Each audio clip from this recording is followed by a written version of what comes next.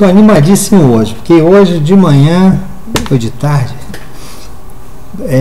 publiquei no Facebook, né, os 3 poemas que eu gosto muito, de 2 livrinhos que eu publiquei aí sobre pensamentos, reflexões. Então, aí fiquei bacana, reli meus poemas aí e tal. Agora está fazendo muito calor aqui na Barra da Tijuca, né? 40 e tantos graus, não é possível. Tem que ser mais de 40 graus, é muito calor. Agora mesmo, sei lá que horas são agora, meia-noite, 14 minutos, meia-noite, né? Cara, tomei um banho gelado e já estou pingando aqui no escritório. Muito bem, feliz da vida, vamos embora. Nosso curso é um curso doméstico completo. Quando você assistir às aulas, os dados que eu vou dar, você vai anotar no seu caderno, vai dar uma aprofundada, olhando alguns livros que falam alguma coisa sobre isso, só para dar uma consistência, mas o assunto vai ser todo dado, tá? Com certeza. Lembrar que temos concurso para delegado de Polícia Civil agora em maio. As inscrições abrem agora em fevereiro. Então fiquem atentos. Delegado de Polícia Civil em Brasília. Também para médico perito legista, também em Brasília, né? O salário bom, hein, cara? O salário bom. Acho que delegado é 15 milhas e médico legista acho que 10 mil e pouco, por aí. 8 mil e pouco, 9 mil, sei lá. São boas oportunidades. Eu acho que esses concursos são excelentes para quem quer um espaço aí legal, né? Espero poder ajudar. Eu vou fazer esse concurso também. Estarei em Brasília fazendo esse concurso para delegado, né? Esse legal é capaz de eu fazer os pontos, né? Eu não sei se eu vou fazer todas as matérias, né? Vou tentar. Para aborrecer uns 3 ou 4 aí, que fica me criticando, que eu não escrevo direito, meu e-mail, tal. Olha lá. Fica triste não. Continue mandando suas críticas para drsilasmelo@gmail.com, tá? É para mandar recado mesmo. Tenho tido bastantes e-mails. Estou muito feliz pela repercussão de pessoas que estão assistindo o curso, até mesmo regularmente, direitinho. Mandar um abraço aqui para uma pessoa do Facebook, né? Que ela se intitula como Vou Ser Delegada. Legal, vai ser mesmo, é só mandar brasa. Mauro da Emerge, um abraço, legal, muito bacana, firme e forte aí. Vanessa Guedes, obrigado, abraço, linda moça. Carlos Alvarenga Júnior, Carlinho, mantém firme aí. Cláudio Santana, nova concurseira, um abraço para você, Claudinha. Carmen Gabi, essa é especial. Carminha vai chegar lá, com certeza, né, Carmen? Zé Lopes, José Alencar Lopes, né? Grande amigo. Estou com você e não abro, né? Estamos juntos. José Alencar Lopes, grande amigão. Carlos Alvarenga Júnior, já falei, outros. Então, uma lista aí de gente que está acompanhando o curso, está abrindo o caderno, comparando textos, tá? Feliz da vida, e pouco a pouco a gente chega lá, tá? Na última aula, a gente falou sobre alcoolismo, né?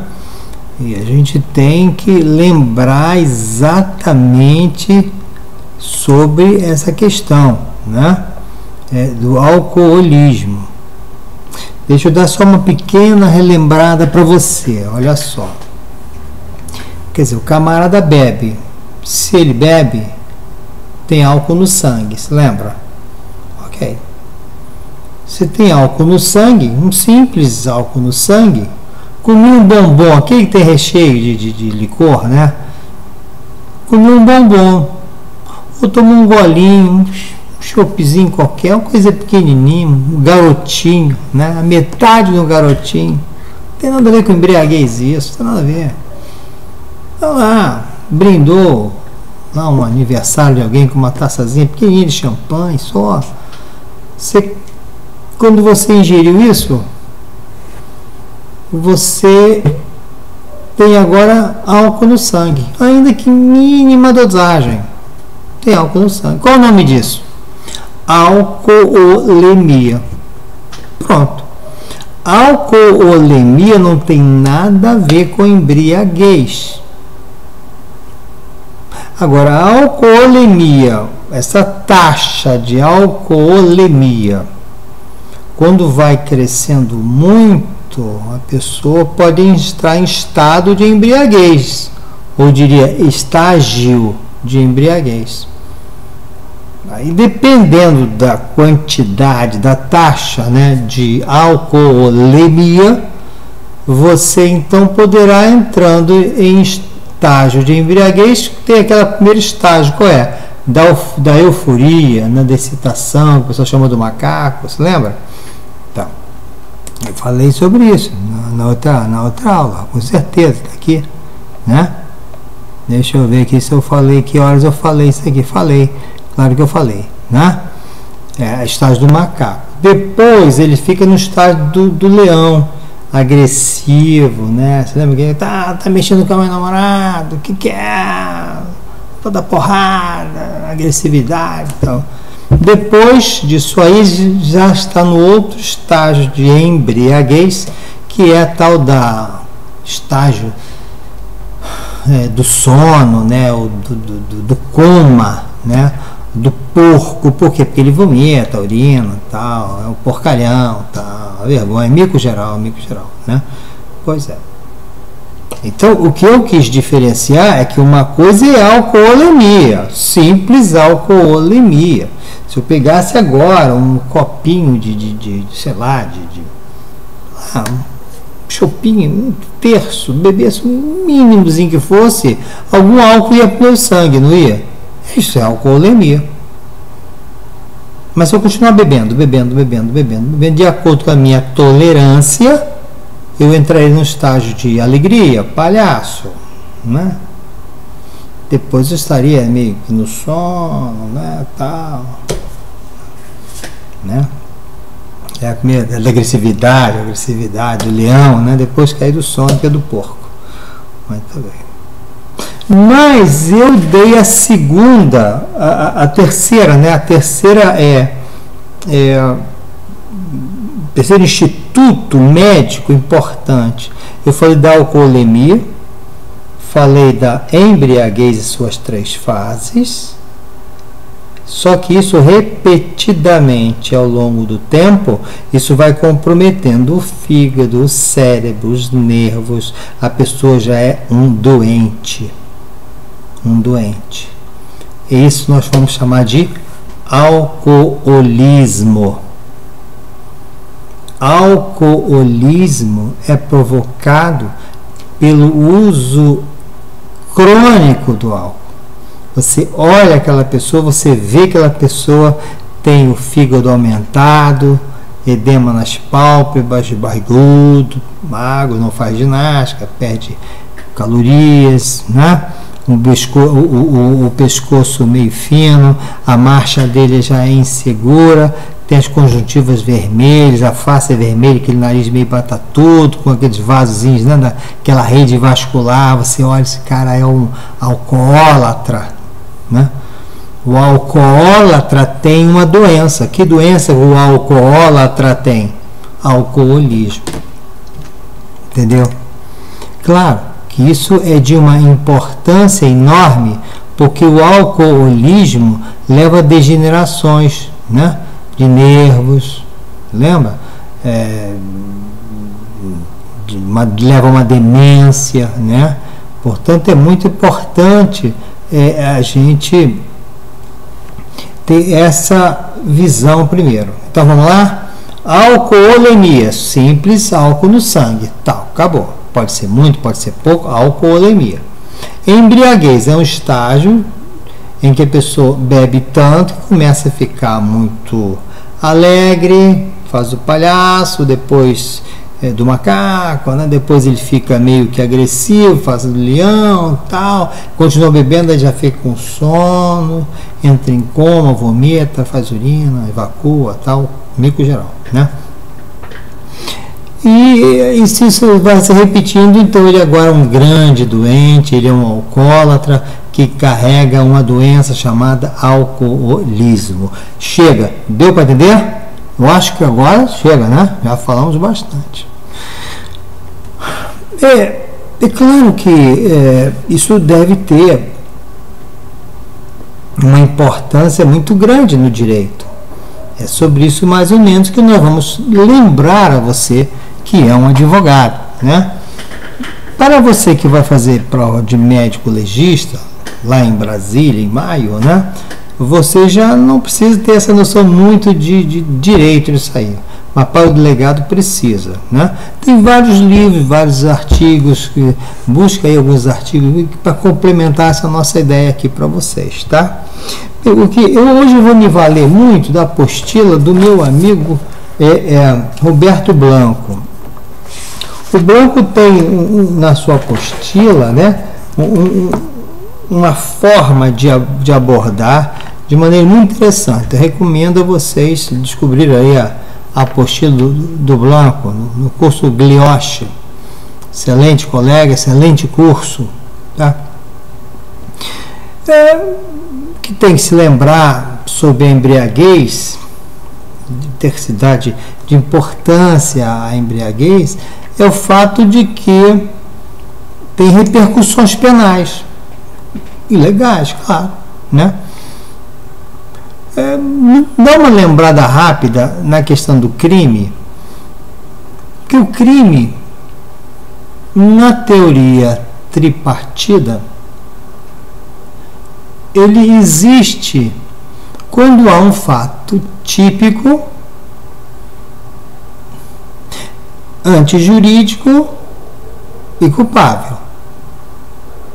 O fato típico é quando há um fato e esse fato é previamente descrito pelo código. Você comparar, parece que o cara adivinhou, né? É um fato típico. E o fato se molda perfeitamente à previsão legal. O fato é antijurídico no momento que ele não é aceito pelo ordenamento jurídico. Ele é uma ilicitude, né? Uma antijuridicidade. E, finalmente, se ele é culpável. Mas como é que você vai dizer que a pessoa é culpável? Ele vai ter que apresentar 3 características fundamentais. A primeira é que ele tem que ter imputabilidade. Quer dizer, ele tem que ser imputável. É preciso que ele possa receber o dedo apontado contra ele. Você é imputável. Porque você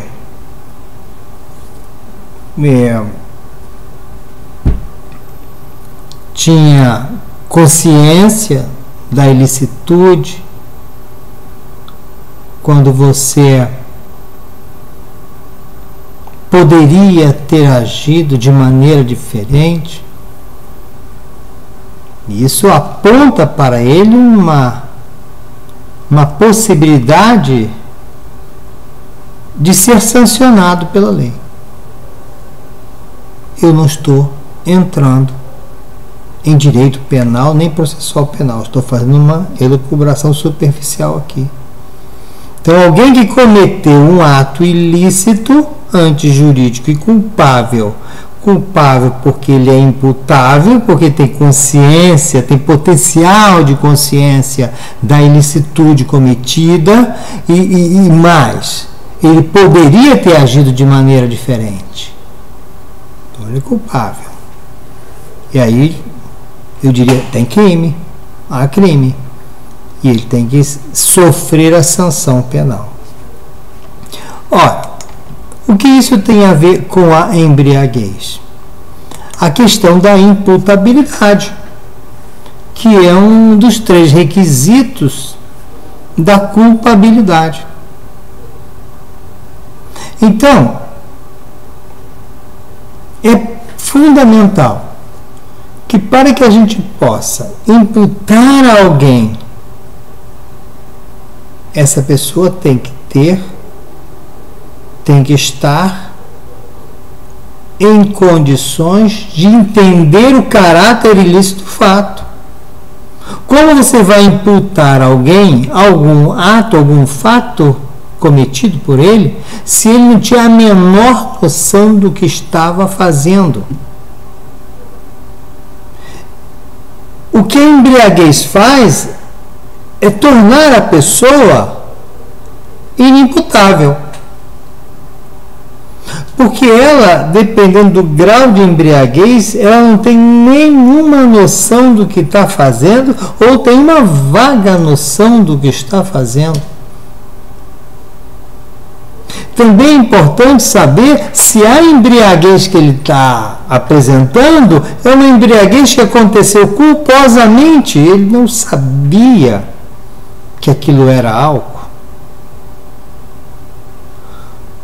Ou é uma embriaguez pré-ordenada, que se ele bebeu para cometer um ato ilícito, coragem de ter um ato ilícito.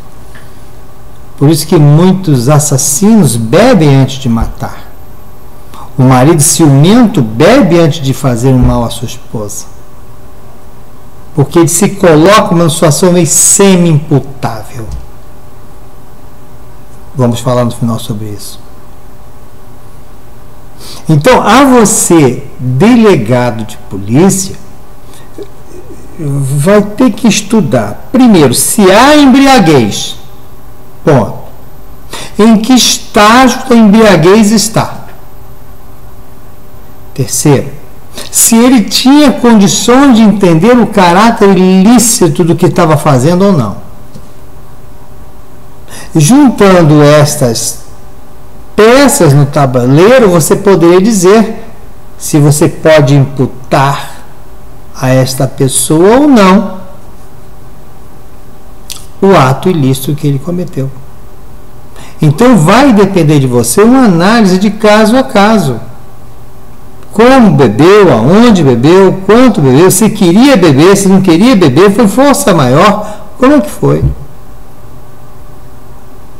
Qual foi o fato que aconteceu? Aí, se você tiver a noção exata da capacidade mental dessa pessoa, você poderá aplicar esse contexto ao Código Penal. Sendo assim, eu separei para vocês na lei penal, o Código Penal, eu separei já alguns artigos que eu convido você a abrir o seu Código Penal. Abre lá. Não dá para assistir sem um Código Penal na mão, tá, gente?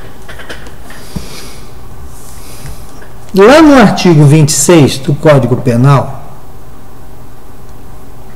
você deve ler sobre a imputabilidade penal. Então ele começa falando dos inimputáveis, aquelas pessoas que você não pode imputar a ele o ato, a sanção sobre o ato cometido. Ele diz assim, ó, é isento de pena. Quem é isento de pena? É o agente que por doença mental, aí eu quero lembrar você, se lembra do alcoolismo? E não estou falando de embriaguez agora. Porque quando eu falo doença mental, já estou falando de uma sequela do alcoolismo, da embriaguez frequente. Embriague, começa a ficar doente, comprometimentos neurológicos, comprometimentos mentais, comprometimentos musculares, etc, não é verdade? Então, ele agora é um doente. Aqui estamos falando de isento de pena o agente que por doença mental. Você pode fazer aqui uma interpretação extensiva. Isento de pena aquele agente que, por alcoolismo, doença mental, ou um desenvolvimento mental incompleto ou retardado, era ao tempo da ação.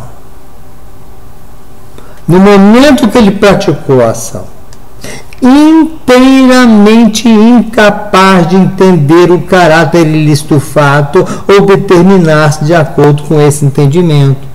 Quer dizer, pela perturbação mental do alcoolismo, pode ser inserido nesse artigo sim. Não vamos deixar para lá no finalzinho, não. Pode ser sim. Doença mental. Ele pode se tornar inteiramente incapaz de entender o caráter ilícito do fato. No parágrafo único, diz o seguinte: a pena pode ser reduzida de 1 a 2/3 se o agente, em virtude da perturbação de saúde mental, eu estou falando de alcoolismo. Eu não estou falando aqui de embriaguez. Eu estou falando de alcoolismo. Doença mental causada pelo uso de álcool ao longo do tempo. Existem outras causas de doença mental, claro, aí debilidades avessas, né? Demências, Alzheimer, um monte de coisa, tudo bem. Mas eu estou falando de alcoolismo. Um comprometimento mental pelo uso crônico de álcool. E aqui ele diz que não era inteiramente capaz de entender. Quer dizer, no estágio mais leve.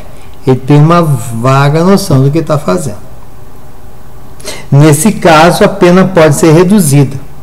Se é inteiramente incapaz de entender, é isento de pena. Se é capaz de entender, ainda que vagamente, reduz a pena. Quem é que vai determinar se tem mais ou menos doença mental por alcoolismo? Perito legista.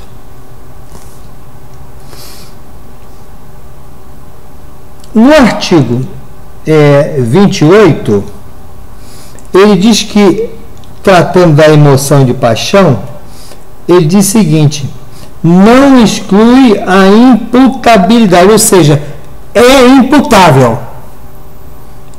Aliás, os códigos fazem questão de falar difícil, né? É imputável, ainda pela emoção e pela paixão, que não é o nosso tema. É imputável, no inciso 2, agora a embriaguez. Ué, não entendi. Em cima eu falei do alcoolismo, doença crônica que perturba a cabeça, o cérebro, a intelectualidade, a cognição. Doença crônica.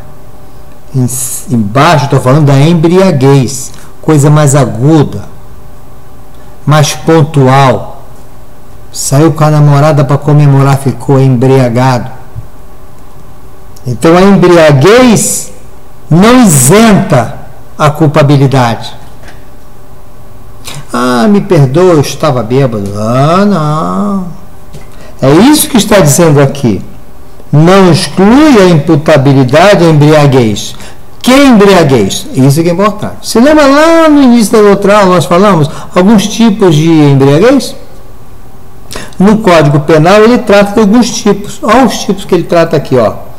Não exclui a imputabilidade penal a embriaguez voluntária ou a embriaguez culposa pelo álcool. O que ele está dizendo aqui é a embriaguez voluntária, aquela que ele bebeu consciente, que estava bebendo, consciente das possíveis consequências. Mas também não exclui a culposa, aquela que ele toma o álcool, né? Sem nem intenção de beber, nem nada, mas tomou álcool, um pouquinho que fosse, a intenção dele era comemorar com o aniversário, nada, tá? Mas acabou por um estado de embriaguez patológica, ele um pouquinho de álcool que bebeu ficou enlouquecido. Então, não exclui da imputabilidade, né, aquele que bebe voluntariamente e nem aquele que bebe culposamente.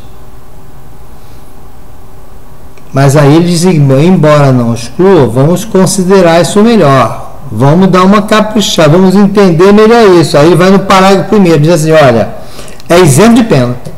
É isento de pena o agente que por embriaguez completa, não está falando de alcoolismo, ele está falando de embriaguez completa.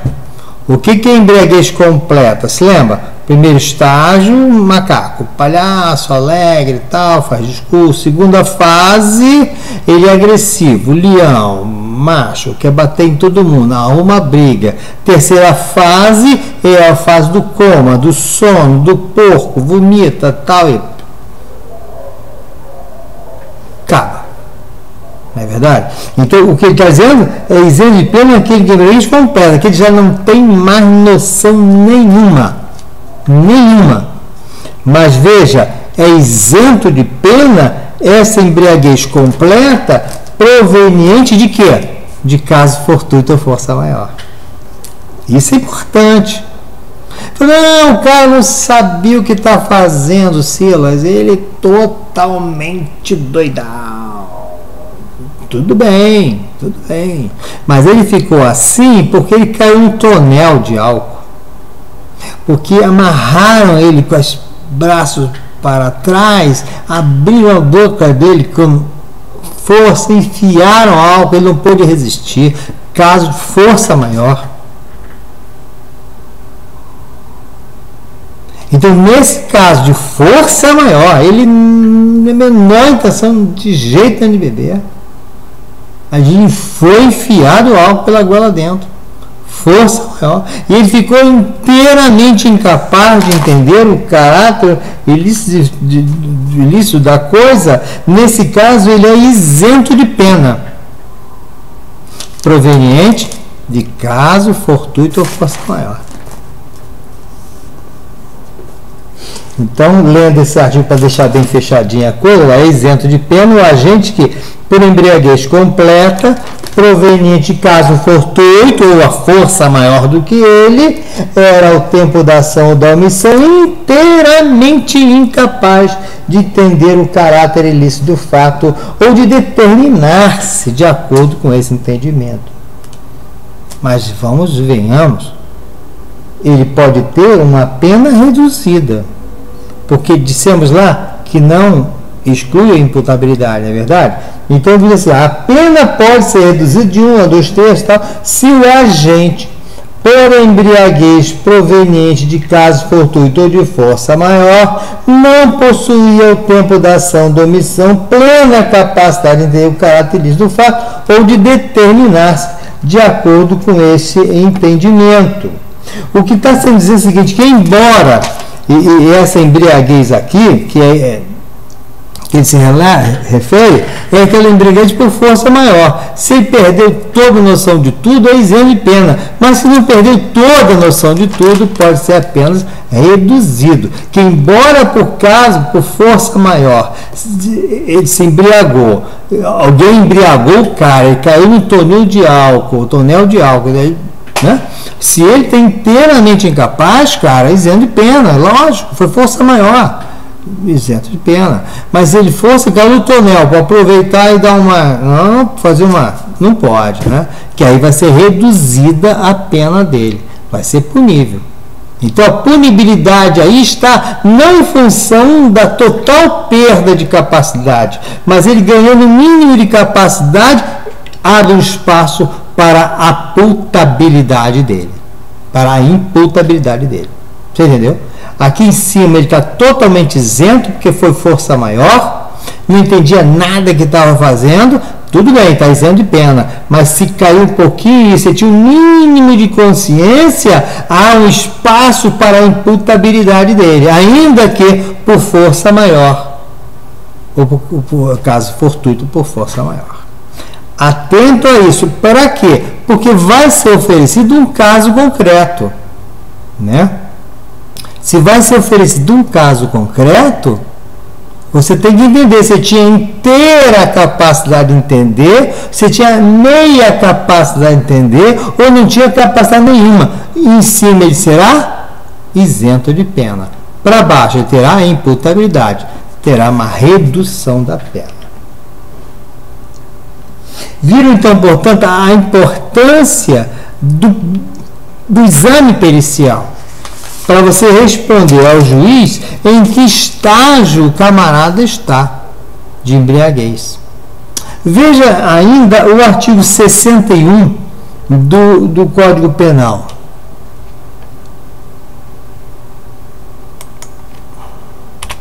Veja ainda lá, vamos lá. Lê comigo lá o artigo 61 do Código Penal. São circunstâncias que sempre agrava a pena. Aí você vai ver lá no inciso 1, na linha L, em estado de embriaguez pré-ordenado. Vamos dar uma pequena diferenciada aí. Cuidado. Eu estou embriagado. Cuidado, eu estou embriagado. E eu vou cometer um crime.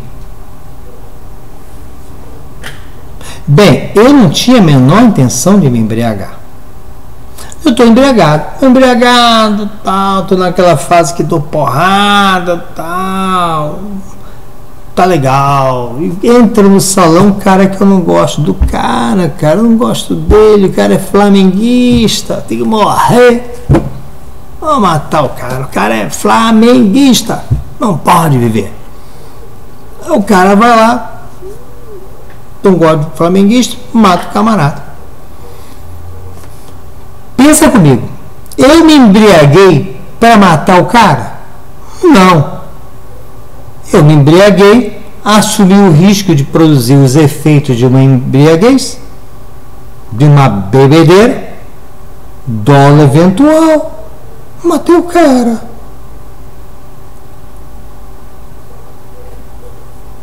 Agora, olhe uma outra circunstância a que se refere o artigo 61. Ele diz assim: circunstâncias que sempre agravam a pena. Estado de embriaguez pré-ordenado, ou seja, vou beber para criar coragem e matar o flamenguista. É diferente? Esse sim, quando eu bebi para cometer o crime, é um estado pré-ordenado. Eu me pré-organizei para isso. Eu pré-planejei. Eu vou beber, porque eu vou lá e vou matar o flamenguista. O que acontece com a minha pena? Sempre agrava a pena. Então o Código Penal ele fala sobre alguns tipos de embriaguez. Ele fala da embriaguez voluntária, bebeu porque quis beber, sem intenção de cometer crime, mas pode cometer. Culposa, que não pensou em cometer, mas cometeu. Diz que se a embriaguez é completa, está isento de pena. Diz que se a embriaguez é incompleta, reduz a pena, ainda que por força maior. E no 61, você vai ver a embriaguez pré-ordenada. Ele bebe para matar o flamenguista. Entendeu? Nesse caso, aí sim, nós temos um aumento, né, da pena.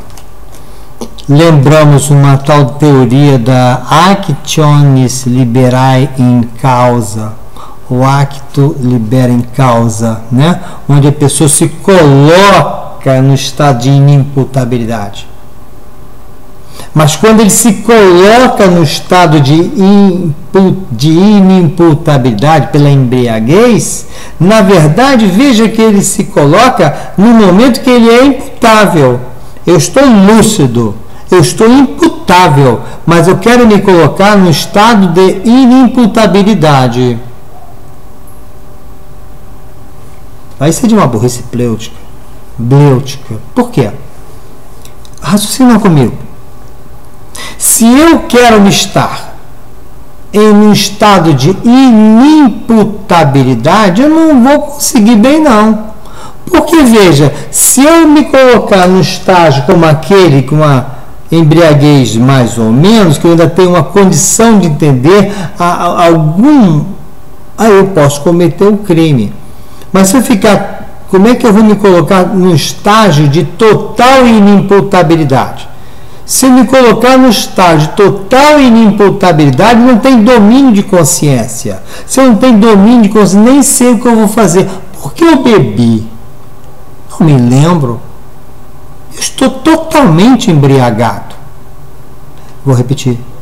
Eu vou repetir porque você está dizendo que tem alguma coisa estranha no ar. É verdade. Se você tem um estágio de embriaguez que você não é inteiramente incapaz de entender o caráter que ele faz, e você tem um estágio muito mais aprofundado, onde você é inteiramente incapaz de entender o caráter dele, aí está isento de pena. O que você quer nessa teoria é se colocar numa total incapacidade de entender o caráter dele. Bom, eu fiz, mas eu estou isento de pena. Você está entendendo? Mas não consegue. Você não vai conseguir fazer isso. Você pode conseguir fazer assim, ó, eu vou matar o flamenguista, eu vou matar o flamenguista. Aí começa a beber, eu vou matar o flamenguista, eu vou matar o flamenguista. Aí você vai bebendo, eu vou matar o flamenguista. Quando ele faz isso, ele perdeu inteiramente a capacidade de entender. E se ele se levantar de alguma maneira e fizer alguma coisa, ele não vai fazer aquilo que planejou antes. É totalmente enlouquecido, cara. Então, quando você se coloca no estágio de imputabilidade, você pode colocar-se no máximo no estágio de médio, no sentido de ainda entender um pouco que seja o caráter ilícito do fato. Bem, eu queria falar um pouquinho sobre a lei do trânsito, né? Tem uma lei que alterou bastante o código, né? Deu para, na verdade, mais severidade às penas, né? Tornou até uma lei absurdamente, a meu ver, inconstitucional, absurda, tal. Aqui não é aula de política, né? Mas eu, com sinceridade, só para dar uma relaxada no nosso tema aí, eu acho isso uma tremenda de um cinismo, entendeu? O pessoal está preocupado que o cara tem um pouquinho de álcool, tal, qualquer coisa, tal, vou falar sobre isso, já é um absurdo, tal, o cara está lúcido, está bem, está orientado, tal, mas que, é arrecadação, meu irmão, arrecadação. Na verdade, se você tivesse preocupação com o bem-estar das pessoas, uma senhora de 80 anos não poderia andar em pé no ônibus sem cinto de segurança. Né? Por que eles não põem o ônibus que deixa uma velhinha de 80 anos em pé, sem cinto de segurança? Lógico, porque os donos das empresas de ônibus bancam, né, as campanhas eleitorais dos senhores deputados, não é verdade? Por isso não pode punir os caras. ponto, né? Mas pode punir você que é um trabalhador, né? Saiu do seu trabalho, toma um chupinho alegre lá, toma umzinho, não tem nada demais, não, prende o cara, prende, sobe a fonte, pau, arrecadação. Vamos voltar lá para a medicina legal, desculpe o desabafo. Na lei do código, entra lá abre lá o teu código, vai lá, abre lá o teu código do trânsito brasileiro e você vê como o código de trânsito ele tem uma preocupação com a lucidez da pessoa. Realmente, né, você não pode dirigir sem lucidez. Isso é tornar realmente um crime concreto, né, ou perigo, depende do local, né. Lê lá o artigo 26. O artigo 26 do Código do Trânsito Brasileiro diz assim: usuários das vias terrestres devem, usuário, os caras que estão lá usando as vias terrestres, abster-se de todo ato que possa constituir perigo ou obstáculo para o trânsito de veículos, de pessoas ou de animais, ou ainda causar danos a propriedades públicas e privadas. Abster-se de obstruir o trânsito ou torná-lo perigoso, atraindo, atirando, depositando, abandonando vias. O que aqui está dizendo no artigo 26 é que o usuário das vias terrestres deve se abster, né, de todo ato que possa constituir perigo. Um dos atos que pode constituir perigo é você estar embriagado. A mesma coisa no artigo 28. Diz assim, ó, o condutor, agora é quem está dirigindo, o condutor deverá a todo momento ter domínio do seu veículo, dirigindo com atenção e cuidados indispensáveis à segurança. Então, olha o camarada embriagado, tem domínio? Não. Tem atenção? Não. Estamos falando de álcool. Estamos falando de quê? Estamos falando de embriaguez. E até de alcoolismo crônico. Aqui não estamos falando de alcoolismo, de alcoolemia, porque nem toda alcoolemia é capaz de perturbar a sua atenção, tirar a sua atenção, perder o domínio do carro. Por isso que a lei 12.760, né, de 2012, ela é abusiva, porque ela diz que qualquer dosagem, se tivesse essa lei ouvido lá peritos legistas, certamente essa lei não sairia dessa forma, não. Que o simples fato de você ter uma alcoolemia não caracteriza a embriaguez. No artigo 140, no seu inciso 1, diz assim, quer ver, ó, a habilitação para conduzir veículo automotor elétrico e tal, será apurada por meio de exames, tal, parará. Aí diz que alguns requisitos necessários para você conduzir lá ter habilitação. Ser plenamente imputável. Quer dizer, para você acabar, você tem que ter no exame lá, para você poder ter a sua carteira lá, né? A sua habilitação, você tem que ser penalmente imputável. Penalmente imputável tem que ser quem? Maior de 18 anos. Só isso? Não estar embriagado. Bem, tudo bem, habilitação. Mas daí não estou falando de embriaguez, estou falando de quê? De alcoolismo. Porque o alcoolismo é uma doença crônica. Muitas embriaguezes, na verdade, doença crônica perturba a mente, passa em doente mental, e neste caso ele não poderia ter a habilitação. Eu diria que o alcoólatra, aquele que já tem o alcoolismo como doença, não poderia ter carteira de habilitação. No artigo 140, inciso 1, não fala de embriaguez, ele fala de alcoolismo. Essa é a interpretação extensiva, que pode ser feita e defendida por você na prova de delegado. No artigo 160, você vai ler assim: o condutor condenado por delito de trânsito deverá ser submetido a novos exames para que possa voltar a dirigir. Agora imagine se ele tem uma embriaguez, tudo bem, está resolvido, está bem, tomou um engove, né, tal, melhorou, acordou, tudo bem.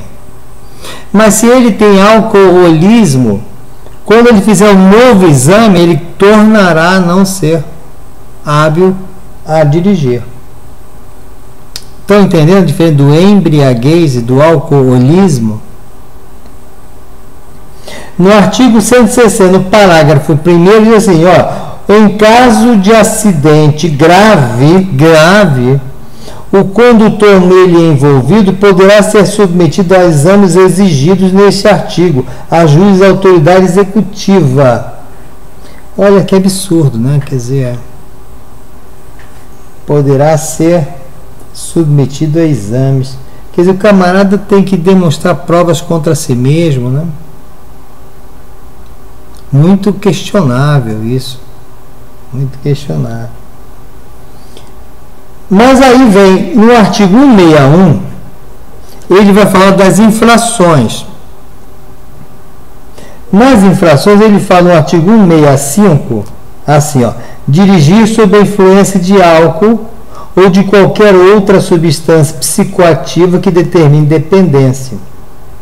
A medida administrativa será o recolhimento do documento de habilitação e retenção do veículo, observado tal, barará, barará. Bem, o camarada está dirigindo sob a influência do álcool. Quando ele fala influência do álcool, o que é a influência do álcool? Dirigindo sob a influência do álcool? Quer dizer, o álcool influenciou ele a dirigir? Não, o álcool é dirigir com o estado de alcoolemia. Está dirigindo lá na fazenda dele, né? Aí um guarda para aí, tal, só para quê? Viu um exame de sangue? Bom, não, bem, sangue, claro, também um chopinho ali, tal, meu amigo ali, tal. O senhor está preso, tal, matar o cara, prisão perpétua, tal. Não, não pode. O estado de alcoolemia, quer dizer assim, dirigir sob a influência do álcool. Simples alcoolemia. É uma lei absurda. É uma lei absurda. Dirigir sob a influência de álcool. O que é dirigir sob a influência de álcool, cara? O álcool influencia dirigir? Não, eu quero dizer o seguinte: dirigir sob alcoolemia. Ainda que não embriagado. Ainda que não com alcoolismo crônico.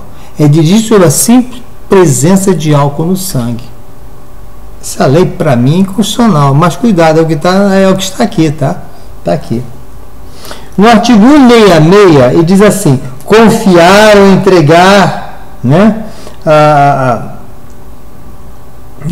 outro, né, veículo, uma pessoa que, mesmo habilitada por estado físico ou psíquico, não tiver em condição de dirigir.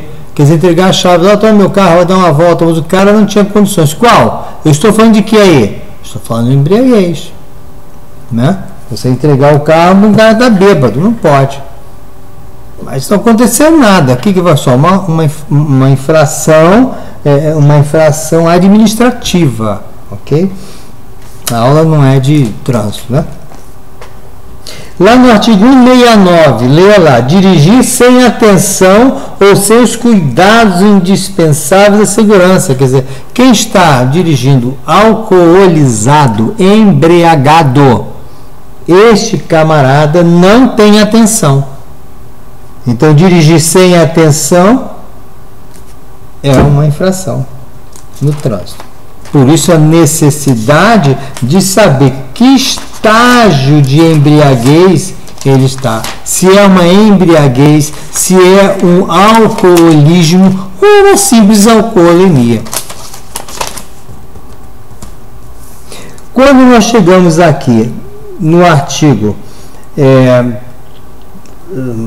302, 303, 304, vai dizer que aqui temos 3 crimes fundamentais no trânsito, né? Que é o homicídio culposo, é a lesão culposa, né? E deixar de socorrer a vítima. Isso não é aula de processo penal nem de penal. Então vamos no artigo 306.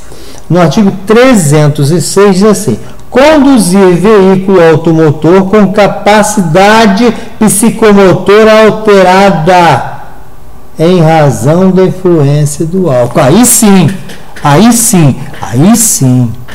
eles foram inteligentes. Porque eles estão dizendo aqui, ó, é crime você dirigir um carro com a tua capacidade psicomotora alterada em função de álcool. É claro. Então, se você tomou um chopinho e está com alcoolemia, isso não vai conduzir a uma capacidade psicomotora alterada. Mas se você vai bebendo, você vai ficar embriagado. A embriaguez sim altera a sua capacidade psicomotora de conduzir o veículo, né? Veículo automotor com capacidade psicomotora alterada, né? Lá, tal, viu? Mas aí eu quero também lembrar que a pessoa que tem o alcoolismo, que é essa crônica, que já tem perturbações mentais em função do alcoolismo longo, esse também não poderia dirigir, não. Esse sim. Mas a simples alcoolemia é um absurdo. Mas a lei diz que uma simples alcoolemia. Veja no artigo 306, no seu parágrafo 2º, olha o que diz lá. A verificação do disposto nesse artigo, qual é? Que o camarada está conduzindo o veículo automotor com capacidade psicomotora alterada, né? Essa verificação poderá ser obtida mediante teste. Porque como é que você vai saber que o camarada está com alteração psicomotora causada por álcool? Tem que chamar o perito, né? Como? Pode fazer por testes de sangue. Ele é obrigado? Exame de toxicologia. Ele é obrigado a se submeter? Apresentar provas contra si mesmo? Exame clínico. Exame clínico é fundamental. Mais importante que dosar sangue, álcool no sangue, mais importante que descobrir a concentração de álcool na expiração, mais importante que tudo é o exame clínico, onde a pessoa perde equilíbrio, ele anda em zigue-zague, ele fala embargado, olhos vermelhos, claramente embriagado. Esse é o exame clínico importante. Mas a lei, a 12.760, introduz aí uma lei 12.971, introduz aí um detalhe a mais.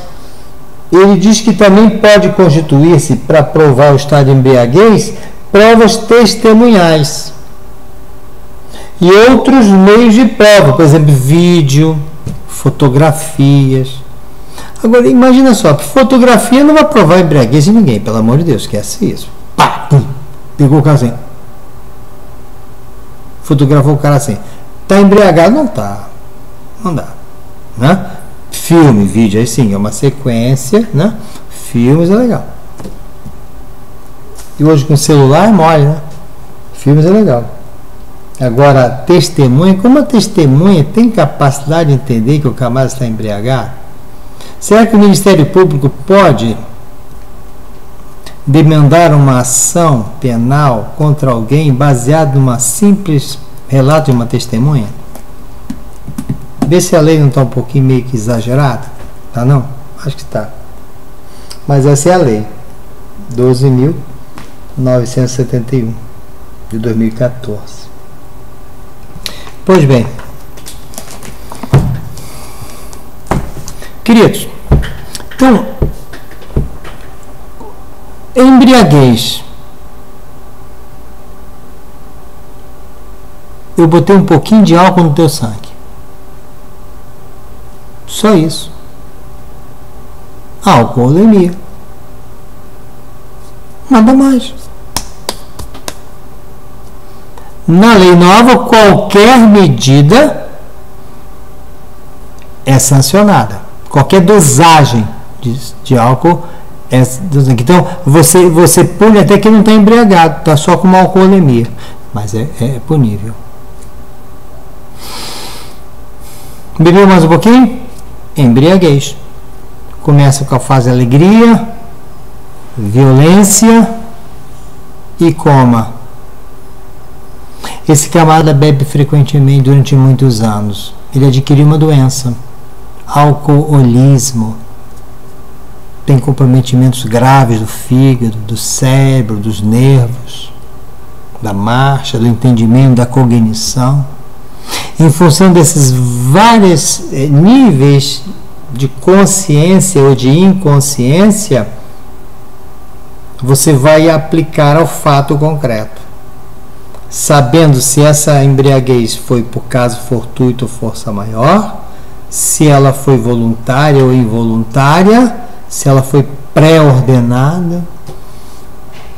Se ela é pré-ordenada, terá aumento da pena. Caso contrário, terá diminuição ou então isenção de pena. Dá uma olhadinha então aí nesses artigos que eu citei para vocês, né? E tenhamos uma boa noite e até a próxima aula, se Deus quiser. Fiquem com Deus. Um abraço.